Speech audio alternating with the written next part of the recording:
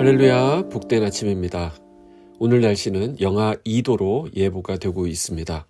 여전히 춥긴 하죠. 하지만 며칠 전까지 영하 10도까지 내려갔던 것에 비하면 제법 포근하게 느껴지는 아침이다라는 생각이 듭니다.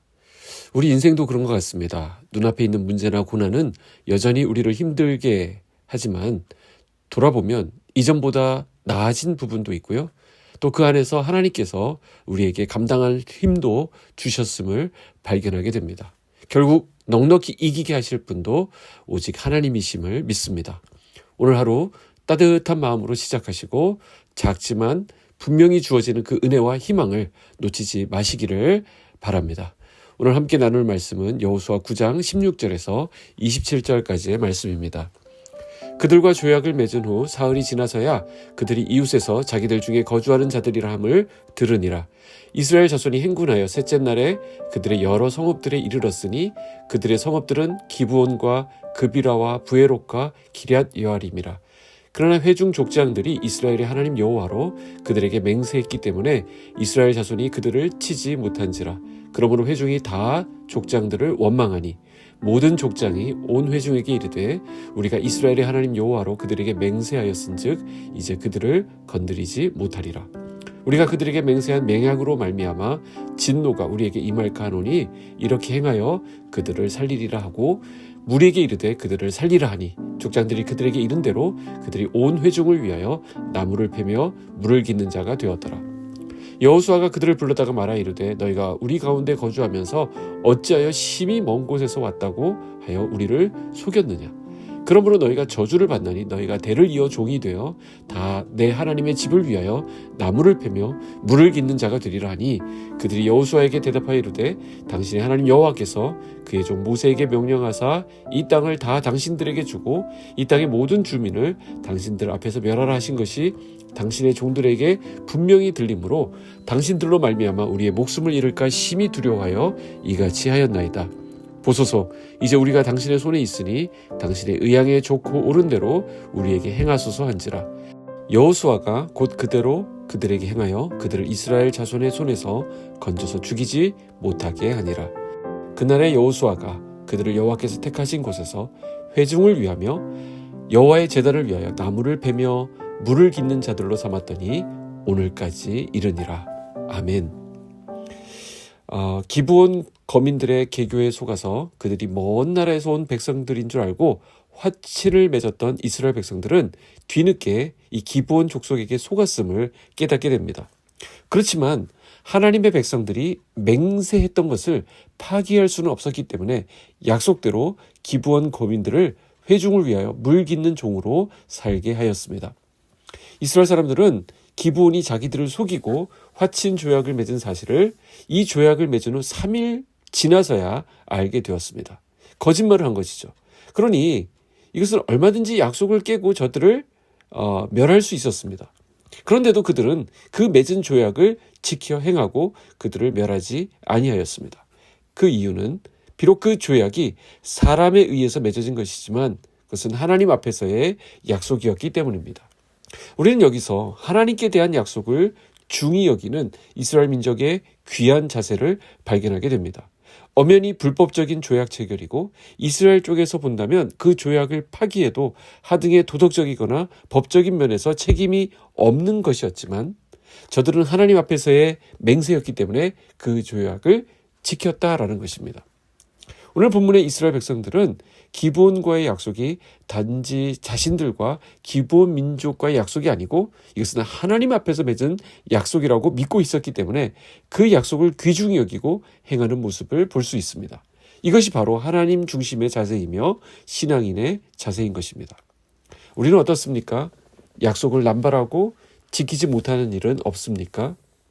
우리가 자녀에게 했던 말도 지켜야 합니다.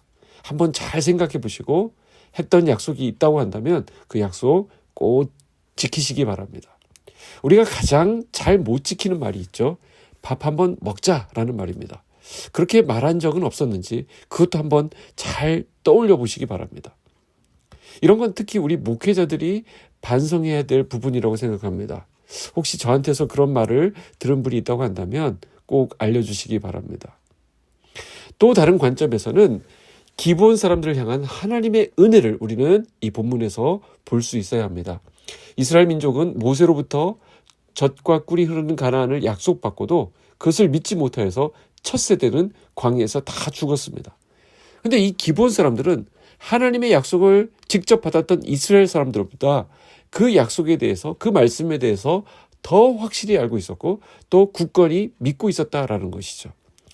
오늘 본문 24절에 보면 당신의 하나님 여호와께서 그의 종 모세에게 명하사 이 땅을 다 당신들에게 주고 이 땅 모든 거민을 당신들의 앞에서 멸하신 것이 당신의 종들에게 분명히 들림으로 당신들을 인하여 우리 생명을 잃을까 심히 두려워하여 이같이 하였나이다. 얼마나 확실하게 하나님을 믿는 모습입니까? 또 얼마나 하나님을 두려워하고 자기 자신들을 바로 보는 자세입니까? 비록 이방 민족이긴 하지만 하나님께서는 이런 귀한 믿음을 가진 기브온 족속을 멸하지 아니하시고 살려주셨습니다. 가나안의 여러 족속 가운데 구원받은 민족은 오직 이 기브온 족속뿐이었습니다. 다음 장에서 우리가 함께 묵상하겠지만 이들이 이스라엘과 화친하게 되자 가나안의 5개의 나라가 연합하여서 이들을 침공해 왔습니다. 이때 이들이 급하여서 이스라엘 백성들에게 도움을 요청했죠. 그때 이스라엘은 이들을 대신하여 싸워줍니다. 그때 하나님이 동행하셔서 이기게 하심으로 이들의 생명을 보호해 주셨다라는 것입니다. 기브온이 구원받은 것은 그들의 속임수가 통했기 때문이 아닙니다. 더구나 여호수아나 이스라엘 백성들이 아량을 베풀어서 살아남은 것도 아닙니다. 오직 사랑과 긍휼이 풍성하신 하나님이 그들을 받아주신 것입니다. 이 은혜는 물론 이스라엘 백성들에게도 동일하게 주어진 것이고요. 오늘 우리 역시도 마찬가지입니다. 본래 우리는 죄로 인해 멸망받을 수밖에 없었던 존재였지만 예수 그리스도의 십자가로 우리는 하나님의 은혜를 입은 것입니다. 에베소서 2장 8절 9절이죠. 너희는 그 은혜에 의하여 믿음으로 말미암아 구원을 받았으니 이것은 너희에게서 난 것이 아니요 하나님의 선물이라.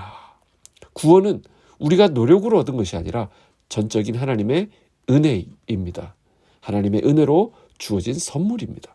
우리가 구원받은 것이 하나님의 은혜라고 한다면 우리가 믿지 않는 사람들을 대할 때도 이 은혜를 기억하고 이 은혜를 흘려보낼 수 있어야 됩니다.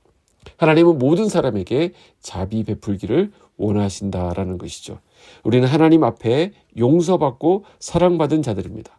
그러니 다른 사람들을 정죄하거나 멸시하기보다 그들을 은혜와 긍휼로 대해주어야 합니다.